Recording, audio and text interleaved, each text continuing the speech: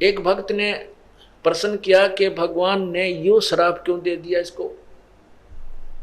भगवान तो जानी जान थे, कबीर परमात्मा तो सर्वज्ञ हैं, सर्वशक्तिमान हैं, वो तो जानते थे कि इसको ये श्राप क्यों दे दिया कि वे तो 1 लाख मानव शरीरधारी जीव खाएगा, 1.25 लाख उत्पन्न करेगा।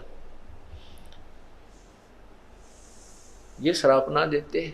प्रथम तो परमात्मा की लीला को हम नहीं समझ सकते, क्योंकि हमारी बुद्धि एक जीव की है, और जीव जितनी सोच सकता है हमारी सोच उतनी, इतने प्रश्न उत्तर हम कर सकते हैं।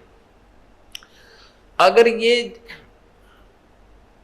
यदि परमात्मा इसको ये सजा ये नहीं देता, ये साप समझो चाहे इसके किए हुए कर्म का ये फल समझो, ये नहीं देता तो ये मनुष्य शरीर देता ही नहीं। और मनुष्य शरीर के बिना परमात्मा नहीं मिल सकता, हम भक्ति नहीं कर सकते। उस परमात्मा ने ये रहम किया हमारे ऊपर कि ये मनुष्य शरीर देना इसकी मजबूरी बन गई, और मनुष्य शरीर में परमात्मा आकर के हमें सद्बुद्धि दे करके, तत्व ज्ञान समझा करके, भक्ति करा करके वापस ले जा सकता है। इस प्रकार हमने, क्योंकि हम बालक हैं, अनजान हैं, अज्ञान हमने ग्रहण किया हुआ है, इसलिए हमारे मन में एक से एक ऊटपटांग प्रश्न आते ही रहेंगे।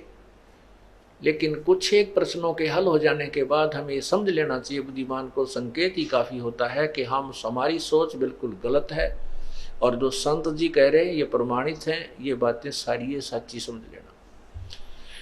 क्योंकि समझदार को यही अपने इस शंका रूपी राक्षस को नष्ट करने का ये भी एक फार्मूला अपनाना चाहिए कि आज तक हमें कितना ज्ञान था, और हम किन बातों को सत्य मान रहे थे, किन भगवानों को भगवान माने बैठे थे, सारी गलत पाई हमारी।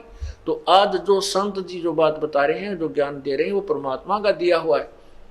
हमारी बुद्धि बेशक से स्वीकार नहीं कर पा रही, तो अभी ये सत्य पावेगी। इस प्रकार भी अपनी शंकाओं को समाप्त कर देना चाहिए और भक्ति पर लग जाना चाहिए। क्या